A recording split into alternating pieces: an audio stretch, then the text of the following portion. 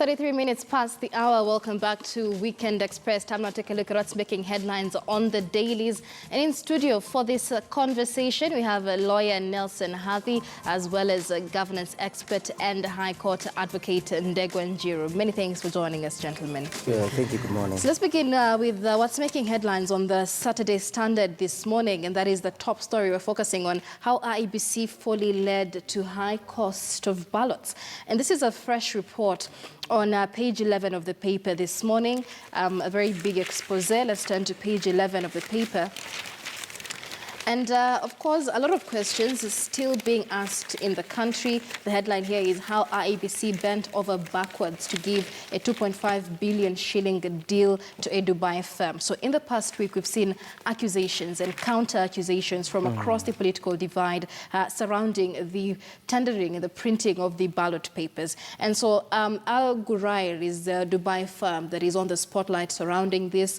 It's not the first time we've heard of this. It's been in the media for quite a while. It has survived several hurdles in the IEBC process. And so the question now has been, what was the motivation for IEBC officials to award this tender to this particular firm, despite the controversy that it's had? Javi, let's begin with you, with your thoughts, first of all, being created on the perception of the IEBC.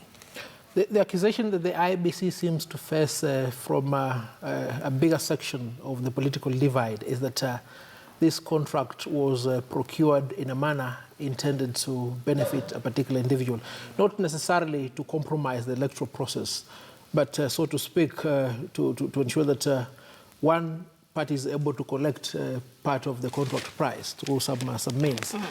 And if you look into the manner in which the contract was procured and the manner in which the IEBC seems determined to ensure that it is so performed, despite all these claims that have been made against it, then it lends credence to what we are seeing on the headline, that there is a possibility that this contract will have been stretched higher on the cost, perhaps with the possibility of ensuring that whoever facilitated its procurement gets a kickback out of it. I mean, because there is allegations still on the nation, or on the Standard rather, that Kenyans may be paying more than double the cost of printing paper than as compared to what is paid in Uganda and Tanzania. But Ndegwa, yes, your thoughts on this, especially now that it's about 51 days to the general election, a lot of issues of perception arising, and also the issue of the independence of the IEBC.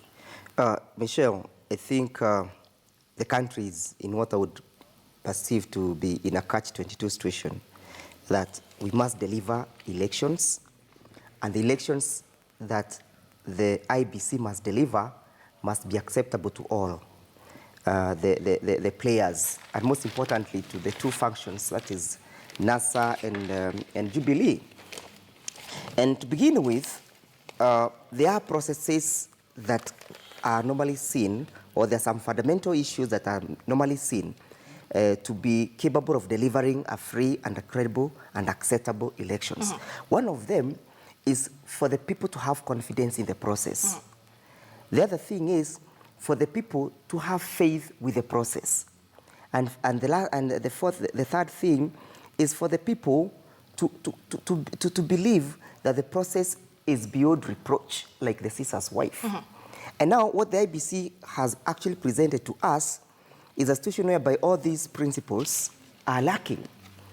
Because the IEBC does not even portray a situation whereby they're exhibiting some bit of goodwill to deliver a credible election. But speaking of goodwill, Ndegwa, are we seeing goodwill even from the political class itself? Because on the one hand, we have all these accusations by the opposition against Jubilee, but we also have Jubilee, which has accusations against the opposition, that the opposition also had their own firm fronted. So with every stakeholder in the political divide telling IEBC what to do, is that really showing political goodwill for an independent body? My thought on that is that NASA has a right to raise eyebrows if they so feel that the process is compromised.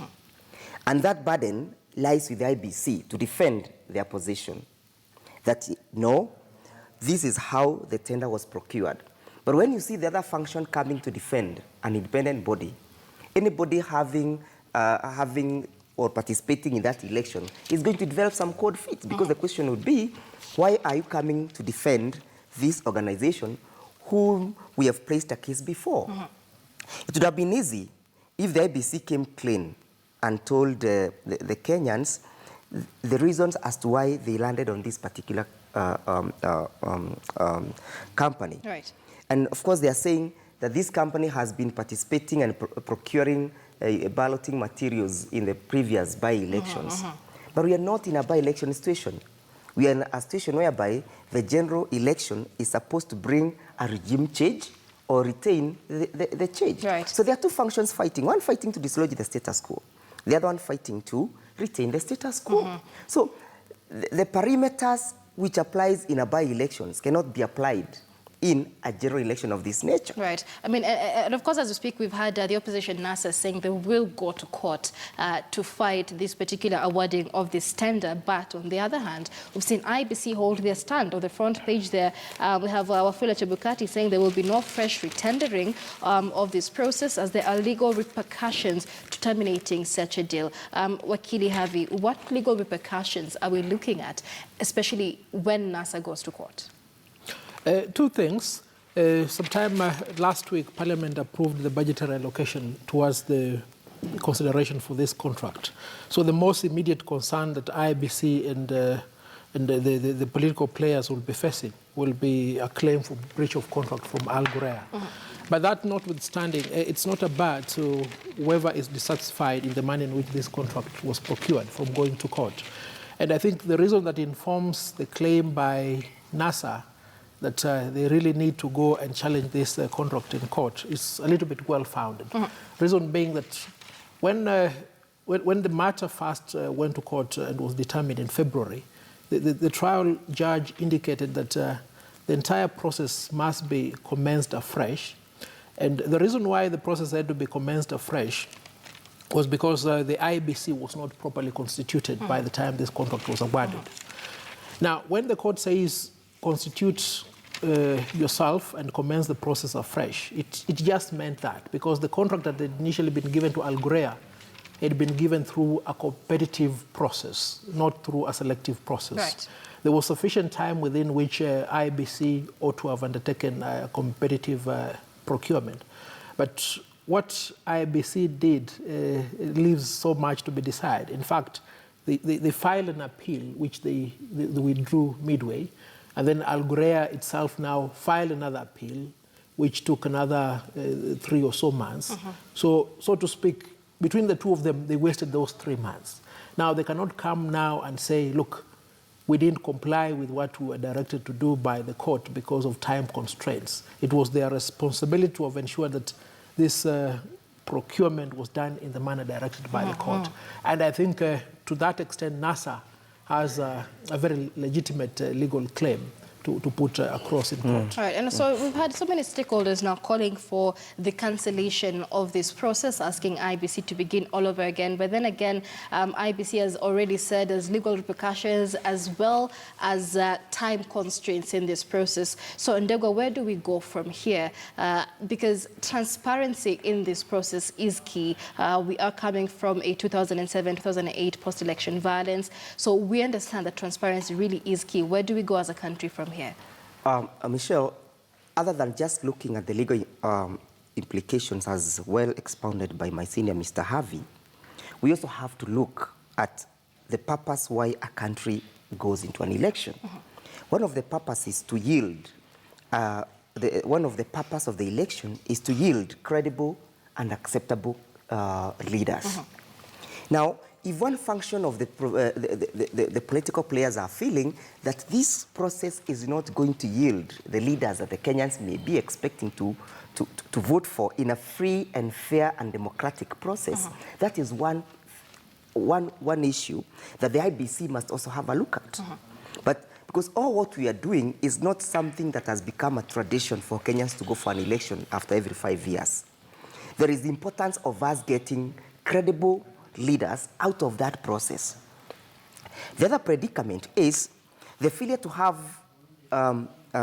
credible and acceptable election may bring us to where we were in 2007. So there are two issues where the failure to have credible elections may result. One, results into having leaders who have not been accepted by the people. Two, may bring what we were in where we were in 2007.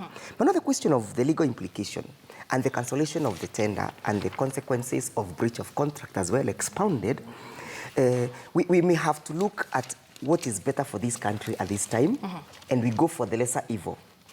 Kenyans should not forget that this country once set off a debt that Kenyans never benefited of, what was called the agro-leasing. You remember, the country expended a lot of money, billions of money, to pay for a contract that was never delivered. We never saw whatever was being purchased vide the agro-leasing contracts. But now, the country is in a critical situation, and we are saying, Chebukati is telling us that 2.5 billion shilling is so dear to Kenyans that the cancellation of the tender will bring this country into a legal quagmire insofar as paying the breach of contract. It would have been better for us to suffer a commercial debt and to suffer a commercial consequence for breaching the contract other than moving with this contract to save 2.5 billion and usher the country into that issue of us having undecided leaders and those undecided leaders and the processes yielding probably some violence. Right, but I mean, even as we wind up, Jubilee has spoken out about this, saying we're acting, or people, or the public opinion, rather, the court of public opinion is working on mere allegations, that there has been no proof to allegations that have been brought forth by the opposition leaders, and that we cannot halt the electoral process again on the basis of mere allegations. So let's talk about these allegations that have been coming up. Wakili Harvey, one of them is that a representative, or the leader actually, of this particular printing firm did have a meeting with the executive in the country. That is one of the allegations that are coming out. Again, mere allegations, but is that enough to condemn the electoral body's decision to award that printing tender? Now, the biggest advantage that the court of the public opinion has, and this is the People's Court, is that they do not require the legal rules of evidence to find you culpable for any liability. And it's just that. If the people are not satisfied, and if the people do not perceive a process to be transparent and fair, then that is it. They really don't need a determination by a court of law. But I think what the People's Court may benefit from the circumstances of this case are what we call very reckless responses by the people against whom the accusation is made. For instance, when you are told, fine, this gentleman from Al Ghurair met up with a very senior official associated with one key player in the political contest, and you say, okay, fine, provide evidence. I mean, even a child knows, whenever you say provide evidence, it means, of course, well, I could be culpable, but what do you have to prove? So that of itself is sufficient proof that there is impropriety in this tussle. In my opinion, really, it's not an issue that really requires a determination by a court of law, because the yardstick for which the people of Kenya are placed the responsibility of oversight of an election on the IEBC is so low on the threshold, so that it needs to be seen to be extremely satisfactory to everybody who can understand, without the need of getting into complexities of whether or not Al Ghurair are two separate entities, whether the individual who met the senior government official is from one entity and not the entity that has been procured to print these ballot papers. All right, all right. So let's move on to the Saturday Nation. I'll take a look at the headline there on the front page, what you'll get if they win the poll. And so here we have the stage set for the battle of ideas as our front runners really in the August election prepare to launch their manifestos. And so we have Jubilee and NASA promises, but this is a conversation we've had in the country for quite a long time, trying really to outline the manifestos that each of them are going with. And so on the front page there is 5 planks that both Jubilee are promising and NASA are promising as well. So at a glance, Jubilee, they're promising to increase social protection, including more money for the elderly. On the other hand, we have NASA saying counties will get 45% of the additional national budget. But we've constantly been asking that we want leaders who are campaigning on issues that are dear to Kenyans. So looking at these issues outlined on the front page of The Nation, Ndegwa, would you say that we're on the right track? Yes, I would say that if what Jubilee and NASA are taking to be their 5 points policy would then be achievable, this country would be able to realize the intended results of an election, and most importantly, the growth of the economy and the country. But this leaves one question, whether or not these 5-point policies also conforms to the country's Vision 2030. Because this country has a blueprint of the direction that we want to take. And it's something that came as a result of a well-thought and researched processes. So if these 5-point policies are not just mere pronunciation for purposes of weighing voters, then I think Kenyans are free to choose. When they choose Jubilee, they'll be safe. If, again, they vote for NASA, they'll also be safe. Right. But the unfortunate thing is that Jubilee seems to be inviting its supporters to a situation whereby they're inflicting fear of NASA. I have not seen anywhere in the 5-point policy saying that NASA, once it takes power, is going to kick people out of Nairobi, is going to kick people out of their land in Kirinyaga County, and most importantly, my but land. Let me take you back to page, is it page 9 of the Standard here? And this is a report of NASA leaders touring on Kenya and branding Ruto as a dangerous man. So we're seeing this infliction of fear, so to speak, from the opposition as well. Yes. The kind of politics that we're seeing, but like you mentioned, it's across the political divide. Yes. So how do we go forward from here? May I say just before maybe my senior Mr. Harvey speaks, is that it is true what NASA says. And this is not a perception from the Central or from Mount Kenya region. It's a statement that was made even by Kalonzo when they were touring, I think, the Kamba counties or somewhere, I think when they were in Bakihungu Stadium. It's a statement.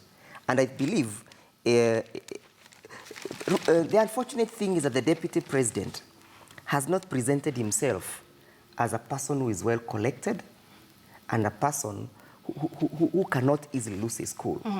I have not heard for the last 4.5 years any statement being made by the deputy president that is of reconciliatory in nature.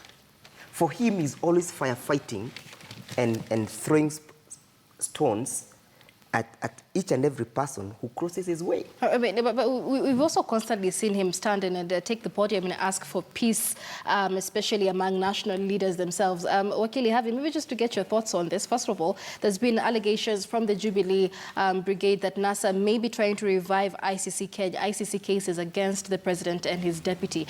Is this likely to really influence this election in any way? I've not seen any statement by anybody from the part of NASA that will indicate that they are eager to revive the ICC case. I think NASA is well informed. It appears to be the only coalition that has the heaviest battery of legal minds. We have James Orengo there, we have Kalonzo Musyoka, we have Wetangula. These are highly informed and learned people.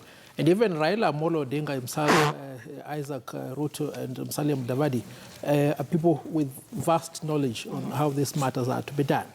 I think on the part of the Jubilee administration, they must now take Kenyans seriously. They used this thing in 2012, 2013 to rally support. It's not there. And as Isaac Ruto said when they were in Pokot, said, fine, last time you had this problem with the ICC, it was burdening you so much you were not able to move. We removed the burden from your shoulder. Right. What other debts do we have to repay? Please forget about the damn thing. Concentrate on the promises you made to Kenyans. It is high time that anybody who really thinks the ICC is an issue that can be used, they need just to forget it. And in all fairness, it cannot be attributable to NASA. This is an in-house creation by I don't know if Ndegwa has the same opinion. Absolutely.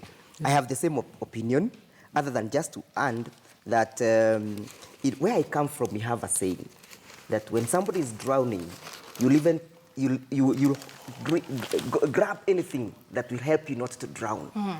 I take a situation whereby the Jubilee function has panicked by what is exactly happening in the political field. And so they're trying to grab on anything that may make them not to drown. Remember, in Central region, and most importantly, the Mount Kenya region, and it should also supposed to mean in Rift Valley, there is no excitement for this election. People are not excited. What makes you say that? I do say so because by going by the previous experience that people had to be, the Jubilee government had to go and rally people to go and collect and register as voters. There was a lot of, and there is still a lot of voters' apathy. But haven't we seen this also again across the political divide? There may have been, but the difference is this, that in the NASA regions, they are fighting to grab power. In Jubilee regions, they are fighting to retain power. And we are told, rhetorics are, that whenever you're in power, you are the person who enjoys the goodies. But the question is, where are the goodies for the Kirinyaga people? Where are the goodies for the people in Uasin Gishu? So it's not reflected on the ground. And so the question is, and this I even had my father asking me, that he has been voting since, I think, 1963, but he has never seen any results for his voting. He still walks on that path, a footpath that is as muddy as the house. For the last 63 years, or 52 years, this country gained its independence. That Mzee has been walking on mud.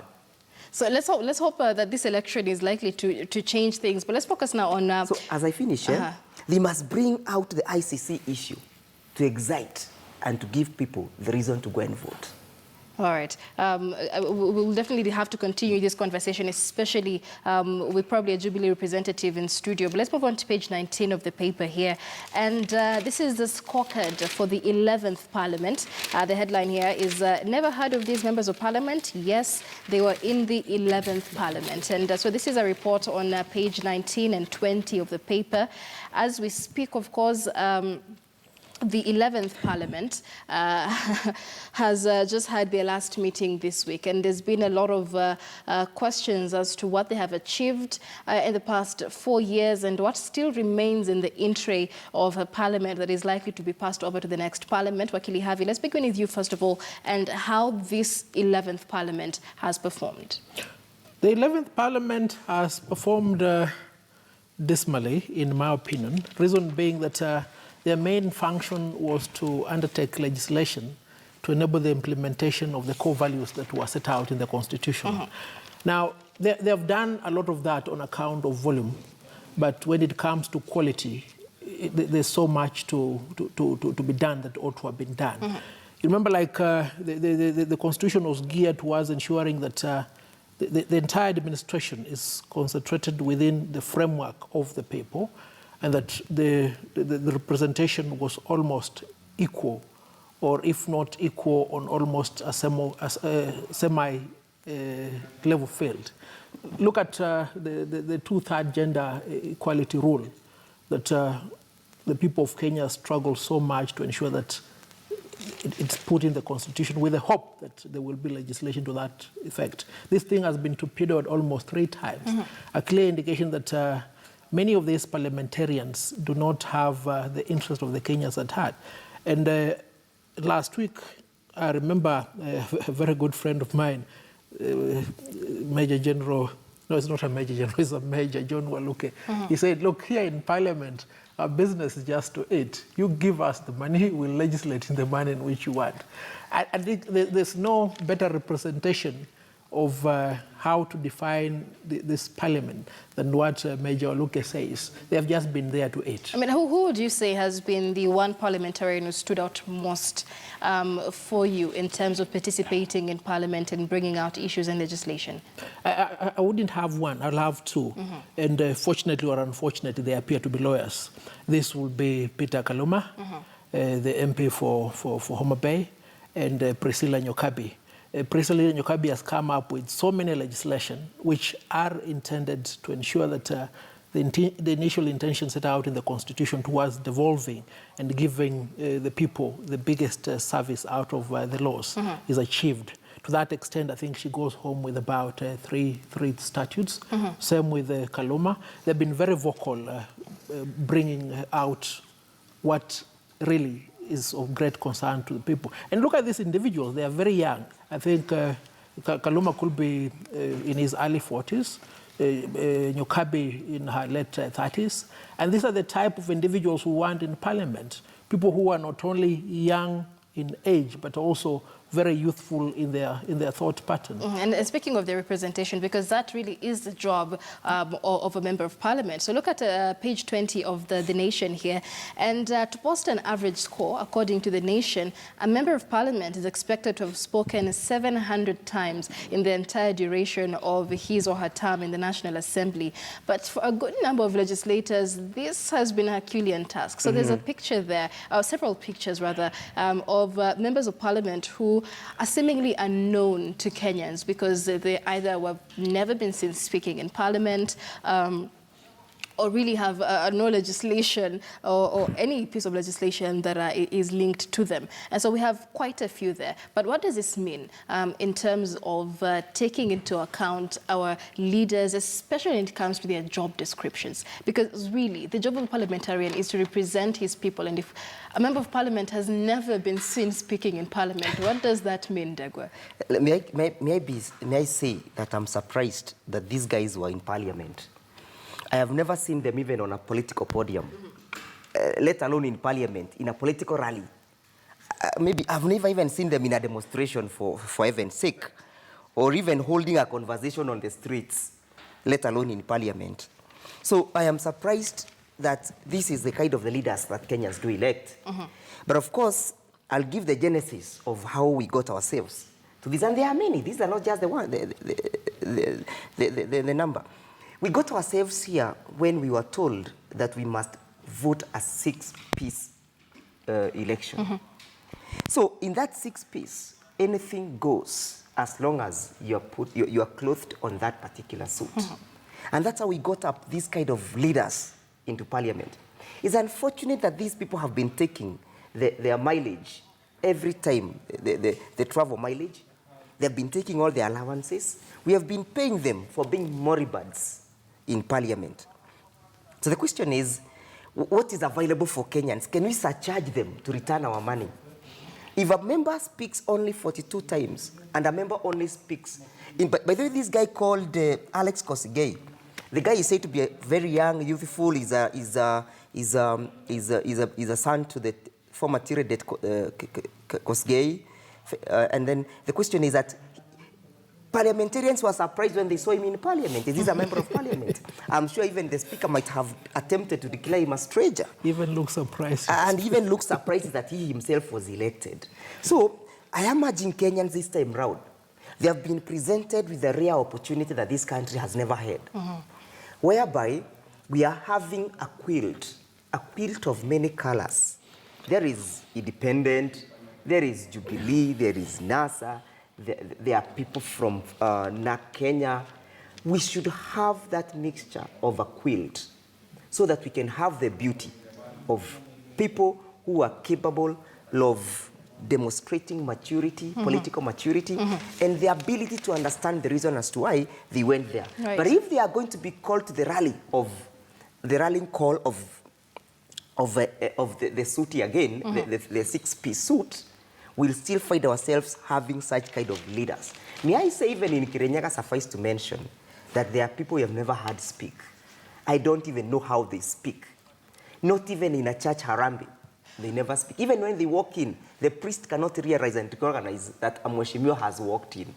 And here, Wakili Harvey is saying that the 11th Parliament to you has performed dismally. And we have a host of members of Parliament that many of us do not know. I don't know if you know any of those who have been listed on page 20 of the paper. But a lot of what's remaining now for the 11th Parliament will have to be pushed over to the 12th Parliament. And this is something that Kenyans will have to decide in 51 days' time. What change do you think we're likely to see then, away from this? Post-August? Yes. I think post-August, the people of Kenya must expect something quite different from this. I think on my part, I will lament if Honorable Jacob Medio does not come back to Parliament, because these are the people that have added value to Parliament. He was the best checkmate for the likes of Honorable Aden Duale. But it's becoming more increasingly clear that the possibility of us having something better than what we have seen now is diminishing. More often than not, I think if Njiru and I were to do what Barack Obama said, put our name on a postcard and start looking for votes, people will be very reluctant to give us votes. They'll say, okay, fine, wapi pesa, where are the sitting and standing allowances? And look, these are the chaps who give those sitting and standing allowances. And it is demonstrative of the culture of the Kenyan population. This is the quality of leadership that represents how the society has deteriorated. And unless a miracle happens in the next 55 days, I do not foresee any change bigger than this. All right, so let's move away from that. But of course, it's a serious issue, because when it comes to accountability and getting value for money and our taxes, it's a conversation that must be had. Ndegwa, your final comments on that? Most important issue to note is that these MPs, they never missed any committee sitting. Why? Because they draw allowances from those committees. But where they are supposed to give quality debate, they never appeared in Parliament. May I sum up by saying, the moment we got this cliche of tyranny of numbers is when the debate in Parliament was compromised. All right. For one reason, that Jubilee went in a spree to try and get as many as they can from in their side to support them. That is when we saw the likes of Ababu Namwamba, who was a credible, young, upcoming leader, all of a sudden becoming mute, and he just sublimed into the Jubilee, and the guy could never even contribute anymore. So the moment we have this political competition even in Parliament, that compromises the quality of debate and the ability for Parliament to deliver. Because once Parliament is constituted as Parliament in the Constitution, the only major role they have, either from the majority or from the minority side, is to legislate for the benefit of the Kenyans. Can I sum up by saying, giving an example? And I saw the Speaker Muturi trying to justify what happened in Parliament during the legislation of the security bill. In the security bill, it's an issue that concerned the minority and the majority, the opposition and government. But why we saw that Parliament deteriorating into what it was is because they went there for political competition other than to legislate for purposes and the interests of the Kenyans. So at that particular time, when there is a bill of that nature that concerns all Kenyans, a good speaker is supposed to have a kamukonji, try to get a consensus. If that consensus is not able to be delivered on that particular day, Kenya was not on fire, you can shelve the debate and call again. So even this time round, let us have a mixture of Parliament, so that we may not have either only Jubilee and NASA Parliament. Let's have a mixture of every person in Parliament. Now, that being said, what then is the independent factor? Because that's where it comes in. How is that likely to revolutionize the 12th Parliament that we're going to see? That is going to revolutionize in the sense that the independent will come in as an independent member of Parliament. And I'm hoping they're not going to become a cash cow, whereby they're always going to be bought for them to either to support NASA or to support Jubilee. So if they can come and solidify themselves and come out as credible persons, people will even start rethinking whether we actually must vote somebody who is in a political party. So we are sending them into Parliament so that they can send a message to the Kenyans that you must not be in a political party, one, for you to be elected, two, for you to deliver the results that are expected of you once you become a member of Parliament. And Wakili, as we wind up, this also brings into question the calls for the 6-piece voting that we've seen across the political divide, especially, I mean, among Jubilee and NASA. And like Ndegwa says, it is time that we see an inclusive Parliament that doesn't just have 2 political parties, because this is, at the end of the day, a multi-party democracy. But if then we do have parliamentarians from across, I mean, all these other parties, we have the Third Way Alliance, we have so many other parties in the country, country and the inclusion of independent candidates. Is this likely to make any change, considering that we do have that history of two major political parties making the decisions?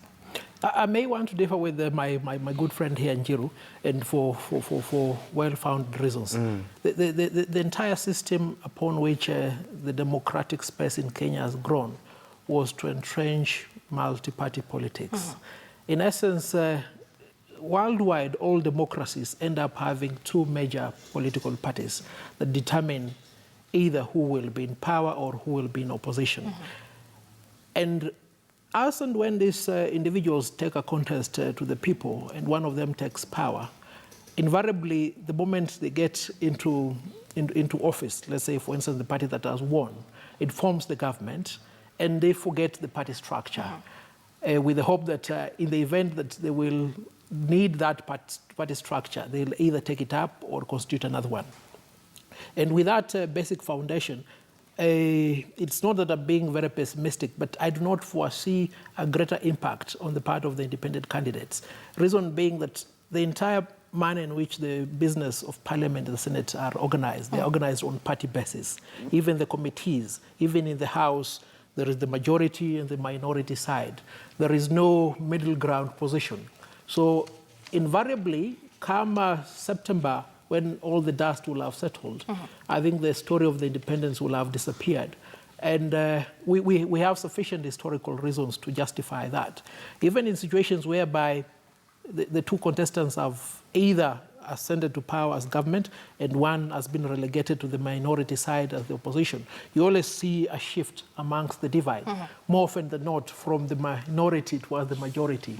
So all the individuals who will be so successful as to be elected as independents, in my honest opinion, will be embedded either with the government side or with the opposition side. And the independence will disappear. And even if there are those who may be, as we have seen, the likes of Patrick Musimba, who was a very independent candidate and has demonstrated his independence, those may sustain, but they will be amongst the negligible portion. The rest, in all honesty, even if they struggle to maintain independence, there's a possibility that they could be manipulated, or so to speak, they will fall prey to the tumbocrat mentality, where they will be brought. So not a lot of optimism there when it comes to those. I mean, we've seen the likes of Boniface Mwangi, for example, who is, of course, an activist, and he says he still wants to be an activist in Parliament. And like you say, there are those fears that they may sublime somewhere along the process. But then what hope then do we have as Kenyans to bring these people into the system, into Parliament, and still have them maintain the values that they're running on as we speak? May I say, Michelle, and Wakili Havi has brought up a very interesting position, that in Parliament, the Constitution contemplates a situation of only the minority and the majority. But the same Constitution contemplates a situation whereby independent members are elected in the same Parliament. So being the devil's advocate here, supposing, and before that, this Constitution is supposed to have posterity. It's going to be there for the 100 years. The presumption is so. So the question is, supposing at one particular time, maybe during our lifetime or even after our lifetime, we get to elect the majority of the independent into Parliament, what will happen? How will the balance tilt? Maybe that might also invite us whether we also need to interrogate the provisions of our Constitution to get ready to such kind of circumstances, whereby in one particular time we may have a Parliament that might even be fully constituted of the independent members. Going back to your question, I still have a lot of hope that Kenyans, if let alone, and if rhetoric's silence, insofar as the six-suit peace is in issue, we still have very good people. One of the persons who was swept out by the wave of the Jubilee is a senator of Murang'a, Kembi Gitura. Kembi Gitura has stood out in the 11th Parliament as one of the most credible and sensible senators. But what happened? The wave of Jubilee swept him out, and now he's an independent candidate. Why can the people of Murang'a, and yeah, I'm not holding his brief, why can the people of Murang'a take an opportunity to interrogate between what Kangata has done and what Kembi Getora has done. And the comparison is good. What did Kangata do when he was in the National Assembly? And what did Kembi Getora do when he was in the National Assembly? So let Kenyans exercise their free will. And this even goes for the governors. A situation like Kiambu, and a situation like Kirinyaga, a situation like Busia. Let people not be swept into political parties' rhetorics, but be swept and be carried by their own assessment of a leader who is capable of addressing their plights. All right, yes. All right. Let's move on and wind up with the Star newspaper on the front page there. Uhuru blasts Raila over talk of land invasion. And this is a story on page 4 and 5 of the paper. And Raila, apparently, according to Jubilee, told outsiders to stop taking Maasai land and return to where they came from. These are still allegations, but now we've had hate speech. The president, rather, saying that NASA flag bearer Raila Odinga was engaged in hate speech. And so this is a situation now that brings into forth the issue of hate speech, 50 days to the general election. And the question has always been whether political top dogs will really be questioned or cautioned or warned when it comes to their rhetoric and what they say. Not to substantiate that what Raila Odinga said really did border on hate speech, but Harvey, the NCIC is here. The EACC is also culpable here in terms of political top dogs being taken into account. Is this something we're likely to see in this particular political process? There are people in this country, if you were to ask them, can you define hate speech? Say, hate speech is Raila, Raila, Raila. You understand? If there is any politician in Kenya who has matured politically, it's Raila. And he's very cautious, I think, for good reason. If Raila comes and says, look, I think the Maasai need to be allowed to cultivate or use their land for the manner in which it is intended. It is for the benefit of the Maasai. And he has good reason to say so. Reason being, I think there are people who have taken advantage of the fact that there's a lot of land within the area occupied by the Maasai. And this looks like the land for opportunity. And it is the responsibility of a national leader to protect his people. What will the Maasai be 100 years from now if all their land has been bought for all these ventures that we always see being marketed for everybody? And I think to that extent, there has to be a big differentiation between what constitutes hate speech. Who is being vilified in this statement? If you interrogate it more seriously, it is a protective statement, it's not a vilification. But I think a leader can never be a prominent leader unless he attracts controversy. All right.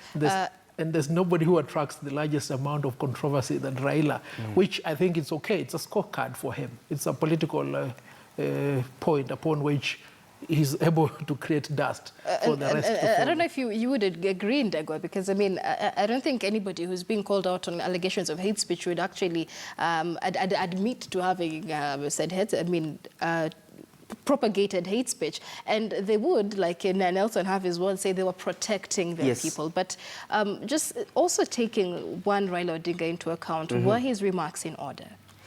May I say that in this country, we have a system whereby the law tends to protect some people and expose the others.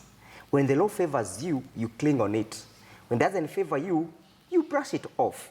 To me, I even expect President Uhuru Kenyatta to make the same sentiments when he goes to Kajiado. And when he goes to any other place where land has been threatened, and even in a place like Kiambu, and I'll even come to Kiambu now, Raila's statement was, these guys are selling this land not because of their own volition, but because of the level of poverty that these guys have been able to face. So Raila is telling them, I am going to make and bring forth a government that will be responsive to the plights of poverty in your areas, such that you'll not even be required to sell land. And remember, when this country got independence, poverty was one of the reasons what our founding fathers vowed to fight. So if Raila just repeats and amplifies the dreams of our independence in Kajiado. What's wrong with that? And Raila was not just speaking for people in Kajiado. He was even speaking for people in Kiambu. Look at what is happening in Kiambu vis-a-vis the question of food security. In Kiambu, it has become a forest of story buildings and a concrete forest, a concrete jungle. What does that mean? That means a person who was able to have 1 acre, plant napier grass, keep cows, produce milk, has ceased to do that. A person who had 1 acre or 50 acres, do coffee, produce coffee, he's no longer doing that. So that is a question that is even directed towards our food policy. And that invites the country to have a dialogue on the question of the land policy in this country. And he has also mentioned the issues of the Laikipia ranches. It's the high time that this country interrogates in how land matters have been handled. Remember, the Constitution provides that land shall be equitably be distributed and shall be put into equitable use. A good question would be, without having to mention any person, if a ranch is about 90,000 acres, and in this ranch you only keep giraffe, and you have capacity and to monkeys. And monkeys, and you have capacity to farm on those 90 acres, and they're not available for farming, one, and farming is not just maize. Farming includes even beef farming, because beef farming is part and parcel of food security. If a Samburu somewhere cannot access such kind of land to do his cattle, and the 90,000 acres is only left to the monkeys, what does that mean? One, in the question of the food security. Two, the question of equitable distribution of land. Three, the fundamental question that has never been addressed by the government and the people of Kenya of an act prescribing the minimum and the maximum number of acreage that you have. As I sum up is, when you mention land in this country, when you mention issues of land, there are people who develop some cold feet, not because of the minimum that they have, but the maximums that they have. All right, so this is a conversation, of course, again, that would need to be continued on another day. But the question here is the manner in which some of these things are said. Do they border hate speech? A conversation, again, that we must continue on our social media pages. Gentlemen, many thanks for joining us. We've been speaking to High Court advocate and governance expert Ndegwa Njiru, as well as lawyer Nelson Harvey on our paper review. We take a short break now.